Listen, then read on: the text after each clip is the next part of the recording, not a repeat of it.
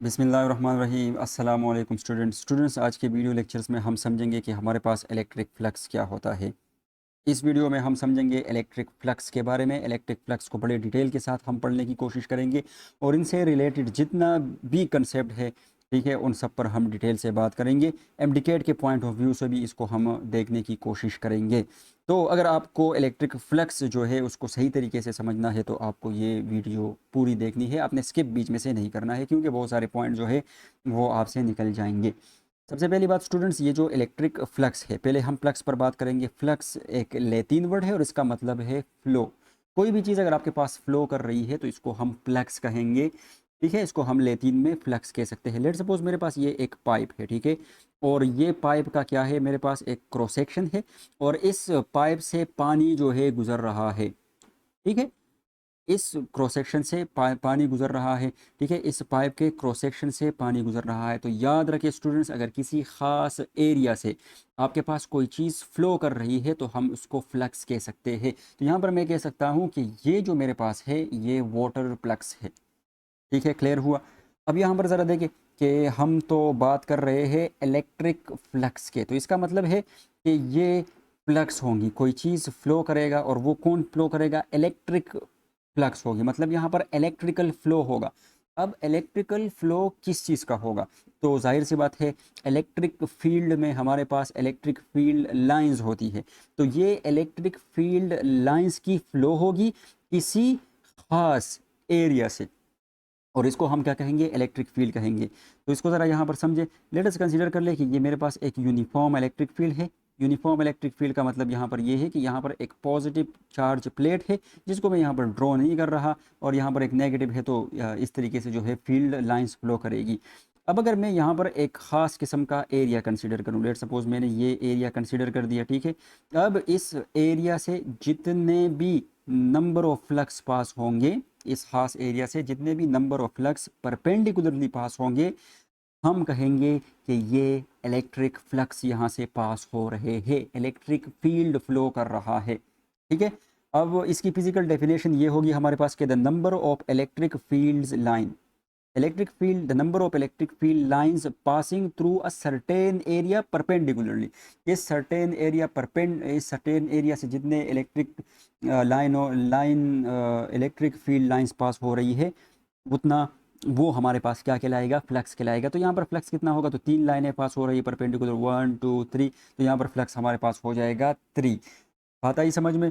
तो ये हमारे पास इलेक्ट्रिक फ्लक्स की क्या थी, एक फिजिकल डेफिनेशन थी। अब अगर मैथमेटिकली मैं इलेक्ट्रिक फ्लक्स की बात करूंगा तो मैथमेटिकली इलेक्ट्रिक फ्लक्स को हम कहते हैं कि इलेक्ट्रिक फ्लक्स हमारे पास स्केलर प्रोडक्ट है इलेक्ट्रिक फील्ड इंटेंसिटी का और वेक्टर एरिया का, ठीक है। तो the electric flux of the scalar product of electric field intensity and vector area is equal to electric flux. और इसको हम यूँ लिख सकते हैं कि this is the electric flux, electric flux का सिंबल है, इससे हम इसको डिनोट करते हैं। ये बराबर हो जाएगा हमारे पास किसके, स्केलर प्रोडक्ट, यानी डॉट प्रोडक्ट, बीच में डॉट होगा, ठीक है। Dot product of electric field intensity and vector area, और इसको हम यूँ भी लिख सकते हैं electric field intensity, area, vector area, और साथ में आपके पास क्या आ जाएगा, कॉस थीटा आ जाएगा, ठीक है।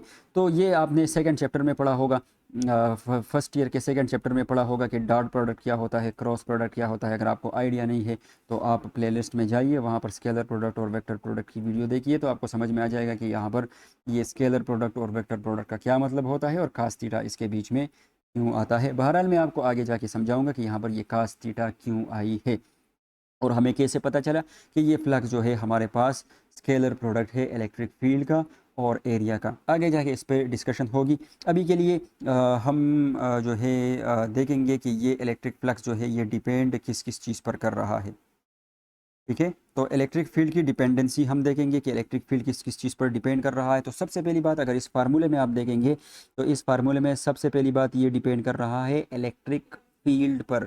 और इलेक्ट्रिक फील्ड बेसिकली क्या होता है, the number of electric line of forces, यानी कि electric field number of electric line of forces पे डिपेंड कर रहा है, यानी कि इलेक्ट्रिक फील्ड पे डिपेंड कर रहा है। और ये फ्लक्स इलेक्ट्रिक फील्ड के डायरेक्टली प्रोपोर्शन है। इलेक्ट्रिक फील्ड स्ट्रेंथ बढ़ेगा, फ्लक्स आपके पास बढ़ेंगे।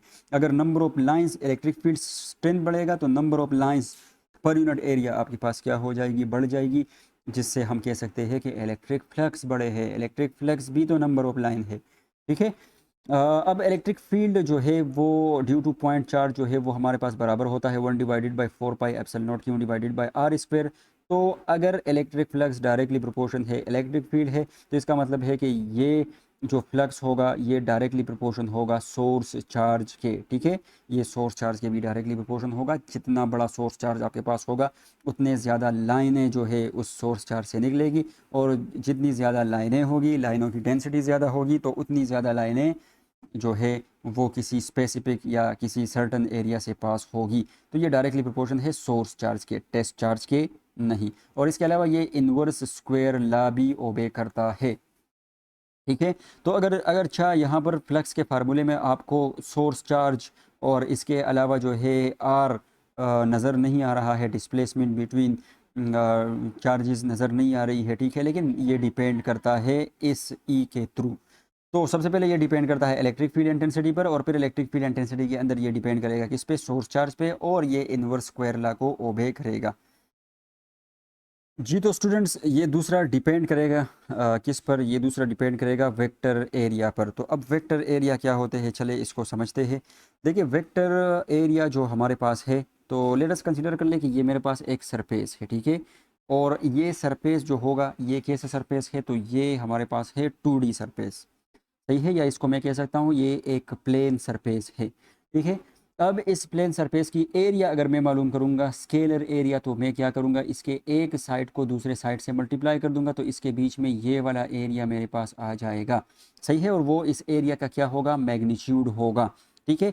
अब वेक्टर एरिया की अगर हम बात करेंगे, तो वेक्टर एरिया के लिए ना सिर्फ आपको मैग्नीट्यूड चाहिए बल्कि डायरेक्शन की भी ज़रूरत है, ठीक है। तो अब एरिया का डायरेक्शन क्या होगा, सही है। तो लेट सपोज कर ले कि ये वही प्लेट एरिया है। अगर इस प्लेट एरिया पर आप एक परपेंडिकुलर लाइन ड्रॉ करते हो, ठीक है, ऊपर एक परपेंडिकुलर लाइन ड्रॉ करते हो जो इस स्केलर एरिया के साथ 90 का एंगल बनाए, तो फिर ये एरिया आपके पास स्केलर नहीं रहेगा बल्कि ये फिर बन जाएगा वेक्टर एरिया। वेक्टर एरिया क्यों बनेगा, वेक्टर एरिया इसलिए बनेगा क्योंकि अब यहाँ पर मैग्नीट्यूड के साथ साथ डायरेक्शन भी आ चुकी है, ठीक है। तो वेक्टर एरिया को हम यूँ लिख सकते हैं स्केलर एरिया या मैग्नीट्यूड ऑफ एरिया। जो एरिया होगा असल एरिया, उसका जो मैग्नीट्यूड होगा फ्लैट एरिया जो होगा या स्केलर एरिया जो होगा, और इसके अलावा परपेंडिकुलर डायरेक्शन। और परपेंडिकुलर डायरेक्शन हम यूनिट वेक्टर से मालूम करते हैं, डायरेक्शन किसी भी चीज़ की यूनिट वेक्टर से मालूम करते हैं। और आपको पता होना चाहिए कि वेक्टर एरिया का डायरेक्शन हम जिस यूनिट वेक्टर से मालूम करते हैं उसको हम डिनोट करते हैं एन कैप से। ये एन कैप इस वेक्टर का इस एरिया का जो है डायरेक्शन बता रहा है, ठीक है। तो वेक्टर एरिया हमारे पास बराबर हुआ scalar area multiply by direction, ठीक है। एन हमारे पास क्या है, डायरेक्शन है, और ये हमेशा क्या रहेगा, नॉर्मल होगा, यानी परपेंडिकुलर होगा इस प्लेन को, ठीक है। तो ये वेक्टर एरिया हुआ। और ये जो फ्लक्स है इस फार्मूले के मुताबिक, तो ये फ्लक्स है हमारे पास, ये फ्लक्स डायरेक्टली प्रोपोर्शन है इस वेक्टर एरिया के, सही है। अब सरफेस एरिया स्केलर होता है, ठीक है। वेक्टर एरिया आपके पास जाहिर सी बात है वेक्टर होगा। और इन दोनों के बीच में अगर मैं सरफेस एरिया और वेक्टर एरिया यानी स्केलर एरिया और वेक्टर एरिया के बात करूं, तो इन दोनों एरियाज़ में जो एंगल होगा वो कितना होगा, वो 90 एंगल होगा, सही है। अब तीसरी चीज़ जो ये डिपेंड कर रही है, वो ये फ्लक्स जो तीसरी चीज़ पर डिपेंड करेगा वो हमारे पास है थीटा पर, या कॉस थीटा पर, या सिर्फ एंगल थीटा पर डिपेंड करेगा, ठीक है। और थीटा हमारे पास क्या है, ओरिएंटेशन, हम इसको क्या कहेंगे, ओरिएंटेशन। और ये किस चीज़ की ओरिएंटेशन, ये जो हम ये सरफेस कंसीडर करेंगे, ये प्लेन एरिया जो हम कंसीडर करेंगे, ये इसकी ओरिएंटेशन होगी, ठीक है। तो ये डिपेंड करेगा, सही है, किस पर, ओरिएंटेशन और प्लेट पर। अगर आपके पास, अगर हमारे पास ये प्लेट जो है, ये प्लेट एरिया जो है, ये अगर हमारे पास प्लेट एरिया वेक्टर एरिया, ठीक है, और इस ई के बीच में ये देखिए ये एंगल बेसिकली किन किन के बीच में है, तो ये इलेक्ट्रिक फील्ड और वेक्टर एरिया के बीच में एंगल है। तो अब अगर वेक्टर एरिया के बीच में, ठीक है, अगर वेक्टर एरिया के बीच में और इलेक्ट्रिक फील्ड लाइंस के बीच में एंगल जो है अगर ज़ीरो होगा, तो फ्लक्स हमारे पास क्या हो जाएगी, फ्लक्स हमारे पास ई ए के बराबर हो जाएगी। क्यों? क्योंकि यहाँ पर काज 0 आप पुट करेंगे, तो जब आप काज 0 पुट करेंगे तो काज 0 पुट करने से क्या होगा, काज 0 पुट करने से ये काज 0 जो है ये 1 के बराबर हो जाएगा, ठीक है। और आपके पास जो इक्वेशन बचेगी तो वो बचेगी कि फ्लक्स इज इक्वल टू ई ए, ठीक है। तो यहाँ पर आप देख सकते हो कि ये मेरे पास एरिया है और इस एरिया, ये जो वेक्टर एरिया है, तो आप देख सकते हो कि इस एरिया का डायरेक्शन अपवर्ड है और इलेक्ट्रिक फील्ड की डायरेक्शन क्या है, वो सीधी है। तो इनके बीच में एंगल 90 है, ठीक है। तो अब फ्लक्स आपके पास क्या हो जाएगी, यहाँ पर फ्लक्स आपके पास होगी 0, ठीक है। तो अगर आपके पास एंगल दो वेक्टर एरिया के बीच में एंगल जो है आपके पास कितना हो, वेक्टर एरिया और इलेक्ट्रिक फील्ड इंटेंसिटी के बीच में अगर आपके पास एंगल 90 हो तो फ्लक्स आपके पास क्या होगी, 0 होगी। क्यों? क्योंकि काज 90 यहाँ पर 0 होता है और फ्लक्स आपके पास 0 हो जाएगी और मिनिमम हो जाएगा। मैक्सिमम फ्लक्स जब आपके पास एरिया, वेक्टर एरिया का डायरेक्शन और इलेक्ट्रिक फील्ड दोनों के बीच में एंगल 0 हो तो फ्लक्स मैक्सिमम होगी, और अगर दोनों के बीच में एंगल 90 हो तो फिर फ्लक्स क्या होगी, 0 होगी या फिर मिनिमम होगी। अगर हमारे पास ये वेक्टर एरिया, ठीक है, ये कुछ एंगल पर इलेक्ट्रिक फील्ड के साथ पड़ा हुआ है, ना ये हॉरिजेंटल है ना ये वर्टिकल है, कुछ एंगल पर पड़ा हुआ है, तो इस वेक्टर एरिया का डायरेक्शन हमेशा इस एरिया को परपेंडिकुलर होगा, ये इसका डायरेक्शन हुआ और ये इलेक्ट्रिक फील्ड लाइंस हुई। अब स्टूडेंट्स आप देख रहे हो कि इलेक्ट्रिक फील्ड लाइंस के बीच में, ठीक है, और इसके बीच में यहाँ पर जो एंगल बन रहा है, यहाँ पर जो एंगल है वो ना तो 90 है और ना ही यहाँ पर जो है 0 है, ठीक है, बल्कि यहाँ पर कुछ ना कुछ एंगल होगा, कितना होगा हमें पता नहीं है, ठीक है। तो इसके लिए फार्मूला क्या यूज़ होगा, इसके लिए फार्मूला यूज़ होगा यहाँ पर जो फ्लक्स बराबर होगी वो फ्लक्स बराबर हो जाएगी ई ए काज थीटा के। अब काज थीटा क्यों होगा, तो यहाँ से ज़रा इसको समझे। देखिए अगर मैं इस वेक्टर ये जो एरिया है, ठीक है, वेक्टर एरिया है, और इस वेक्टर एरिया को, ये ग्रीन कलर का वेक्टर एरिया है, तो इसके अगर मैं कंपोनेंट बनाऊँ तो ये कंपोनेंट बनेगा ए साइन थीटा, ठीक है, और इसका ये वाला कंपोनेंट बनेगा ए कॉस थीटा, ठीक है। तो आपने यहाँ पर देखा कि इलेक्ट्रिक फील्ड के डायरेक्शन में कौन सा कंपोनेंट है, तो ये ए कॉस थीटा वाला कंपोनेंट है, ये ए साइन थीटा वाला कंपोनेंट नहीं है। तो इसलिए हम यहाँ पर क्या लगाएंगे, इसके साथ ए कॉस थीटा लगाएंगे। कहने का मतलब ये है कि अगर आपके पास एंगल वेक्टर एरिया के बीच में और फ्लक्स के बीच में 0 होगा तो फ्लक्स मैक्सिमम, अगर 90 होगा तो फ्लक्स 0, अगर कोई एंगल होगा तो फिर फ्लक्स आपके पास इस फार्मूले से आप निकाल सकते हो, ठीक है। अब यहाँ पर एक इम्पोर्टेंट पॉइंट्स मैं आपको बताता चलूँ। इम्पोर्टेंट पॉइंट्स ये है कि if we consider the angle between electric field and surface area या स्केलर एरिया, अगर मैं स्केलर एरिया के बीच में एंगल कंसीडर करूँ, यहाँ पर जो एंगल हमने कंसीडर किया है वो वेक्टर एरिया और इलेक्ट्रिक फील्ड के बीच में एंगल कंसीडर किया है। अगर मैं स्केलर एरिया, ये जो नीचे पड़ी हुई है ये स्केलर एरिया है, वेक्टर एरिया हमेशा इसको परपेंडिकुलर होगी, ठीक है।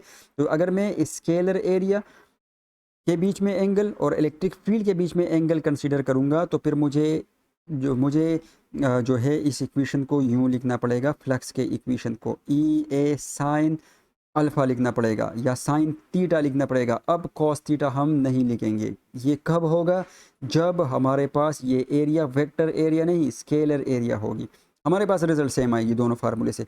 इस फार्मूले में देखिए, अब यहाँ पर देखिए अगर इस केस को मैं ले लूँ तो इस केस में देखिए ये स्केलर एरिया जो है, स्केलर एरिया वेक्टर एरिया नहीं स्केलर एरिया, और ये इलेक्ट्रिक फील्ड लाइंस, इन दोनों के बीच में एंगल कितना है 90 है। स्केलर एरिया वेक्टर एरिया के बीच में नहीं, वेक्टर एरिया के बीच में और इलेक्ट्रिक फील्ड के बीच में तो एंगल 0 है, लेकिन अगर मैं ये स्केलर एरिया कंसीडर करूँ तो इस स्केलर एरिया और इस इलेक्ट्रिक फील्ड के बीच में एंगल 90 है। तो अगर मैं स्केलर एरिया कंसीडर करूँगा तो फिर ये इक्वेशन यूज़ होगा, तो मुझे यहाँ पर 90 पुट करना पड़ेगा और साइन 90 बराबर होता है 1 के, तो फिर भी मेरे पास जो है मैक्सिमम फ्लक्स आएगी। इस तरीके से ये हमारे पास एरिया होगा, तो यहाँ पर स्केलर एरिया, ठीक है, और ये इलेक्ट्रिक फील्ड के बीच में एंगल 0 है, ठीक है, 90 नहीं है, 90 तो वेक्टर एरिया और इसके बीच में है, ठीक है। तो जब एंगल ज़ीरो है तो मैं यहाँ पर ज़ीरो पुट करूँगा तो साइन ज़ीरो हमारे पास बराबर होता है ज़ीरो के, और फ्लक्स हमारे पास ज़ीरो हो जाएगी। ठीक इसी तरीके से अगर मैं यहाँ पर बस अगर आपके पास कोई एंगल बनाएगा, ठीक है, तो फिर आपके पास ये फार्मूला जो है एप्लीकेबल होगा। ठीक है, तो in case of scalar area ये फार्मूला, और in case of vector area तो फिर आपके पास ये वाला फार्मूला जो है वो यूज़ होगा। अब नेक्स्ट चीज़ जो हमारे पास है वो बच जाता है यूनिट। डिपेंडेंसी तो आपको समझ में आई कि किस किस तरीके से ये डिपेंड करता है। ठीक है, अब नेक्स्ट जो चीज़ हमारे पास बच जाती है वो है यूनिट। तो इसका जो एस आई यूनिट होगा तो हम इस फार्मूले से ज़ाहिर सी बात है निकालेंगे। तो इसका जो यूनिट होगा तो इलेक्ट्रिक फील्ड का यूनिट ई ए है। तो इलेक्ट्रिक फील्ड का यूनिट क्या होता है, तो फोर्स पर यूनिट चार्ज। तो ये न्यूटन पर कूलम्ब ये इलेक्ट्रिक फील्ड का यूनिट हुआ, और इसके साथ मल्टीप्लिकेशन में एरिया है तो एरिया का यूनिट मीटर स्क्वायर हुआ। तो इसका यूनिट हमारे पास क्या है, न्यूटन मीटर स्क्वायर पर कूलम्ब इसका यूनिट बन जाता है, ऐसा यूनिट है। इसके अलावा इसको अगर इसके साथ में मीटर को मल्टीप्लाई कर दूँ, ठीक है, सॉरी, इस मीटर स्क्वायर को अगर मैं दो अलग अलग पार्ट में तकसीम कर दूं तो मीटर मीटर मीटर स्क्वायर बनेगा। मैं इस तरह भी लिख सकता हूं, ये जो टर्म है ये बराबर होता है वोल्ट के, और ये मीटर अपनी जगह पर आ जाएगा तो इसका दूसरा यूनिट बनेगा वोल्ट मीटर। तो एक न्यूटन मीटर स्क्वायर पर कूलम और दूसरा आपके पास बनेगा वोल्ट पर metre. So this is all about the electric flux. Next video lecture में हम पढ़ेंगे कि क्लोज सरफेस से पास होने वाला इलेक्ट्रिक फ्लक्स क्या होगा। यहाँ पर एक बात ये भी याद रख ले कि ये फार्मूला सिर्फ और सिर्फ एप्लीकेबल है ओपन सरफेस के लिए, 2D सरफेस के लिए, सही है, या मैं कह सकता हूँ प्लेट सरफेस के लिए एप्लीकेबल है। ये क्लोज सरफेस के लिए, 3D सरफेस के लिए एप्लीकेबल नहीं है। आगे हम देखेंगे कि फिर हम क्या करेंगे और किस तरीके से जो है अगर हमारे पास कोई 3D सरफेस होगा उनसे फ्लक्स को कैलकुलेट करेंगे। उम्मीद करता हूँ कि ये चीज़ें आपको समझ में आई होगी। आज अभी के लिए इतना ही। मिलते हैं अगले लेक्चर में। अपना बहुत सारा ख्याल रखिएगा। अल्लाह हाफ़िज़।